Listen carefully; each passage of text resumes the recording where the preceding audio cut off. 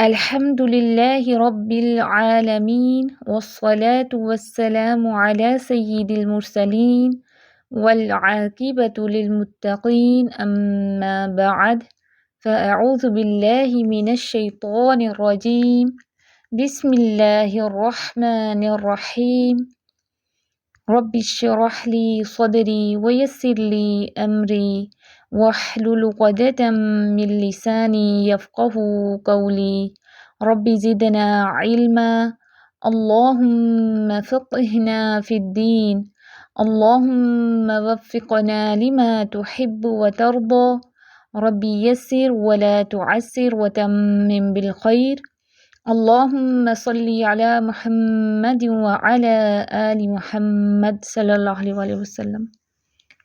السلام علیکم ورحمۃ اللہ وبرکاتہ۔ کیسی ہیں آپ سب؟ امید کرتی ہوں ایمان اور عمل کی بہترین حالتوں میں ہوں گی انشاءاللہ تعالی۔ اللہ سبحانہ و تعالی ہم سب کو خیر و عافیت سے رکھے اور حسن خاتمہ نصیب فرمائے، آمین اللہم آمین۔ اس ویک انشاءاللہ تعالی ہم مخرج نمبر 15 پڑھیں گے۔ آگے جو 3 مخارج ہمارے رہ گئے ہیں 15، 16، 17 ان پہ حروف حلقی ہم پڑھیں گے انشاءاللہ۔ حلق عام زبان میں گردن کو کہتے ہیں، ٹھیک ہے، انگلش میں اس کو تھروٹ کہتے ہیں اور عربی میں اس کو حلق کہتے ہیں۔ حلق میں 3 مخارج موجود ہیں، ٹھیک ہے، مخرج نمبر 15، 16، 17، ٹھیک ہے، ان میں یہ کہاں موجود ہیں؟ حلق میں موجود ہیں۔ حلق کے مختلف حصوں سے ٹوٹل 6 حروف نکلتے ہیں جن کو حروف حلقی کہتے ہیں۔ مخارج 3 ہیں لیکن حروف کتنے ادا ہوں گے؟ 6 حروف ادا ہوں گے۔ اب حلق کے بنیادی طور پر 3 حصے ہیں، ٹھیک ہے۔ نمبر 1 ہے ادنی الحلق، نمبر 2 وسط الحلق، نمبر 3 اقصی الحلق۔ آج ہم مخرج نمبر 15 پہ ادنی الحلق خاء اور غین کو دیکھیں گے۔ ادنی الحلق کیا ہے؟ حلق کا ابتدائی حصہ جو منہ کے قریب ہے، یہاں سے 2 حروف حلقی خاء اور غین ادا ہوتے ہیں۔ ادنی الحلق یعنی شروع والا ابتدائی حصہ جو منہ سے قریب ہے، اس لیے اس کو ادنی الحلق کہتے ہیں، ٹھیک ہے۔ یہ آپ پک میں دیکھ رہی ہیں کہ یہ حلق کا ابتدائی حصہ ہے جہاں سے ہمارا جو گلا ہے، گردن ہے، یہ سٹارٹ ہو رہی ہے نا، حلق جو سٹارٹ ہو رہا ہے یہ وہیں ان کا مخرج ہے دونوں کا، اس لیے ان کو ادنی الحلق بولا گیا ہے کہ یہ منہ سے قریب ہے، ٹھیک ہے۔ ان دونوں حروف کی ادائیگی کے لیے زبان کی جڑ کو اوپر نرم تالو کی طرف اٹھایا جاتا ہے۔ یہ آپ پک میں دیکھ رہے ہیں، یہ جڑ کو نرم تالو کی طرف اوپر اٹھایا ہوا ہے۔ ادائیگی اور تلفظ دیکھتے ہیں۔ پہلے خاء کے لیے دیکھتے ہیں کیسے اس کو ادا کرنا ہے۔ اس کو معمولی سے لمبا کر کے ادا کیا جاتا ہے، جیسے خاء خاء، ٹھیک ہے۔ ساکن ہوگا خاء تو کیسے پڑھیں گے؟ اخ اخ اخ۔ اب اس کو ایسے نہیں پڑھنا اخ اخ اخ، ٹھیک ہے، ہلانا نہیں ہے۔ اخ خاخی خو۔ خاء کی صفات دیکھ لیتے ہیں، ہم نے اس کو ادا کر کے دیکھا، اب دیکھتے ہیں کہ اس کی آواز کیسی تھی۔ اس کی آواز میں پستی تھی، دیکھیں اخ اخ، پست آواز ہے، ایسے نہیں ہے اج اب کی طرح لاؤڈ آواز نہیں ہے، آواز میں کیا ہے؟ پستی ہے، ٹھیک ہے۔ پستی کس وجہ سے ہے؟ سانس جاری رہنے کی وجہ سے۔ دیکھیں اس کی آواز فوراً سے بند نہیں ہوئی، اخ اخ اخ، ٹھیک ہے، ہم اس کو تھوڑا سا اس کی آواز چلتی رہتی ہے، اخ اخ اخ، تو فوراً سے اس کی آواز بند نہیں ہوئی۔ اج اج اج کی طرح، ٹھیک ہے، یہ فوراً سے بند نہیں ہوئی اس کی آواز۔ تو دیکھیں کیسے ہم نے پڑھا، اخ اخ، سانس جاری ہے اس میں، تو اس کی آواز میں پستی ہے۔ اس کی آواز جو ہے وہ نرم ہوتی ہے، اس کی آواز موٹی ہے، کیونکہ حروف مستعلیہ میں سے ہے خاء، تو آواز موٹی ہوگی۔ اس کی آواز کھلی ہوئی ہوتی ہے، منہ بھر کے نہیں اس کو ادا کرنا، خاء خاء اس طرح منہ بھر کے نہیں اس کو ادا کرنا، آواز موٹی تو ہوگی لیکن بھری ہوئی نہیں ہوگی۔ اس کی ادائیگی میں ہونٹ گول نہیں کرنے کہ ہونٹ گول کر کے آپ پڑھیں خاء خاء، ٹھیک ہے، یہ میں نے ہونٹ گول کیے ہوئے اور میں ادائیگی کری ہوں تو دیکھیں کیسی ساؤنڈ آ رہی ہے، خاء خاء خاء، اوپر سیدھا منہ کھولیں اور بس جڑ سے زبان کو اوپر نرم تالو کے ساتھ ملائیں۔ اس کی ادائیگی پر مشقت اور جماؤ والی ہے، ایزی ٹو پروناؤنس نہیں ہے، آسانی سے ادا ہونے والا لیٹر نہیں ہے، تھوڑی سی ایفرٹ چاہیے۔ اچھا ایک بات نوٹ کریں کہ جن حروف کی آواز میں آڈیبلٹی نہیں ہے نا، اس کی وجہ یہ ہے کہ اس میں سانس رکتا ہے، ایک ریزن ہے یہ۔ آواز میں بلندی کب ہوتی ہے؟ جب سانس رکتی ہے، حرف کو ادا کرتے وقت جب سانس رکتی ہے تو اس میں آواز میں لاؤڈنیس ہوتی ہے۔ اب دیکھیں جب ہم نے جیم کو ادا کیا اج، جب سانس رکی تو آواز جو ہے وہ بلند ادا ہوئی، ٹھیک ہے۔ جب چیخیں مارتے ہیں آپ تو آواز تیز ہوتی ہے، ٹھیک ہے۔ جب آپ تیز تیز چلتے ہیں تو آواز پھولتی ہے، ٹھیک ہے، ہلکی ہوتی جاتی ہے، تو آپ لاؤڈ نہیں بول سکتے۔ جب سانس جاری ہوگی تو پستی ہوگی آواز میں۔ کچھ مثالیں دیکھتے ہیں۔ اعوذ باللہ من الشیطان الرجیم، بسم اللہ الرحمن الرحیم، ختم۔ اب دیکھیں خ فیٹ ہے، تا اور میم جو ہیں یہ باریک ہیں، لائٹ لیٹر ہیں، ان کو ساتھ میں موٹا نہیں کرنا۔ ایک تو زیادہ لمبا نہیں زبر کو کھینچ دینا، خ تا ما ایسے بھی نہیں پڑھنا، خ کو پر رکھیں، مخرج کو ذہن میں رکھتے ہوئے خ کو ادا کریں، ختم ختم، ٹھیک ہے۔ اس کو ختم ایسے نہیں پڑھنا، تا بھی لائٹ ہے میم بھی لائٹ ہے، تو کیسے پڑھیں گے؟ ختم ننسخ ننسخ۔ اب دیکھیں میں نے آپ کو خاص ساکن کی جیسے آواز بتائی ہے نا، آپ نے ویسے ہی اس کو ادا کرنا ہے، فوراً سے بند نہیں کر دینا، ننسخ۔ اگر ہم ایسے پڑھیں گے تو ایک تو ہم نے اس پہ قلقلہ کر دیا، اس کو کھلا دیا، اور ایک ہم نے جو اس کی صفت پڑھی ہے وہ بھی ہم نے ادا نہیں کی، ٹھیک ہے۔ ہم نے کیا پڑھا کہ اس کی آواز میں پستی ہے، سانس جاری رہے گا اس میں، تو کیسے ادائیگی کرنی ہے؟ ننسخ، تھوڑی سی لاسٹ پہ سانس جاری ہوگی، آواز بھی چلے گی، ٹھیک ہے۔ اگلی مثال دیکھیں، خزیون خزیون، خطوات خطوات۔ اب کچھ پوائنٹس اور نوٹ کریں کہ متحرک حروف کی بانسبت جو ہے ساکن حروف میں صفات زیادہ واضح ہوتی ہیں، ٹھیک ہے۔ جیسے ہم نے پڑھا خاتمہ تو آپ کو اتنی صفات محسوس نہیں ہوئی، لیکن جب ہم نے ساکن پڑھا جیسے ننسخ تو ہمیں صفات زیادہ واضح محسوس ہوئیں۔ فتحہ میں آواز زیادہ ڈومینیٹ کرتی ہے، اور اگر موٹے حروف پر فتحہ آ جائے تو فتحہ موٹی ہو جاتی ہے، ٹھیک ہے، خاتمہ جیسے۔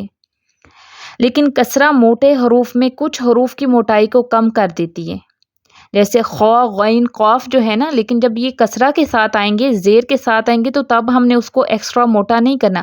جیسے ہم نے پڑھا خاتمہ تو خزیون کے لیے آپ نے اس کو زیادہ موٹا نہیں کرنا، جیسے خزیون ایسے نہیں پڑھنا، ٹھیک ہے۔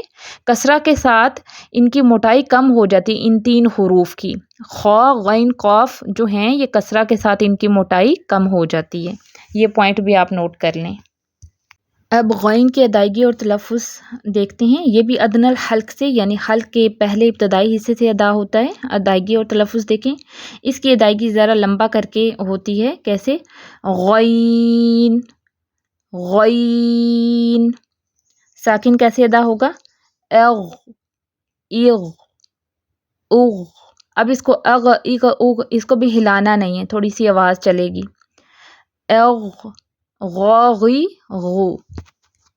ادائیگی کر کے ہم نے دیکھا، اب ہم دیکھتے ہیں کہ اس کی آواز کیسی تھی۔ اس کی آواز میں بلندی ہے، ٹھیک ہے، اس کی آواز بلند ہے، تھوڑا سا بلو ہوتا ہے لیکن پروپر سانس نہیں ہے اس میں، ٹھیک ہے، سانس جاری نہیں، کیونکہ سانس جاری نہیں ہے، سانس بند ہے، سانس رکتا ہے، اس لیے اس کی آواز میں بلندی ہے۔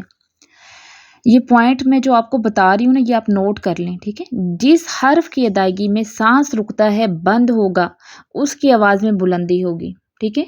اگر آپ انگلی ہونٹوں پہ رکھیں تو آپ کو محسوس ہوگا، خ کے لیے سانس باہر آپ کو محسوس ہوگا جاری ہوتا ہوا نا، آپ یہ کر کے دیکھیے گا۔ آپ نے انگلی اپنے ہونٹوں کے سامنے رکھنی ہے، خ کو ادا کرنے کے لیے کیسے پڑھیں گے؟ اخ اخ، تو آپ کو محسوس ہوگا کہ سانس جاری ہے، آپ کے ہونٹوں پہ محسوس ہوگا آپ کو انگلیوں پہ نا، تو تھوڑا سا بلو تو ہوتا ہے لیکن ایک پروپر سانس جو زیادہ محسوس ہوتا ہے وہ اس میں نہیں ہے، اس لیے اس کی آواز کیا ہے؟ بلند ہے، کیونکہ سانس جو ہے وہ زیادہ باہر نہیں آتا، رکتا ہے۔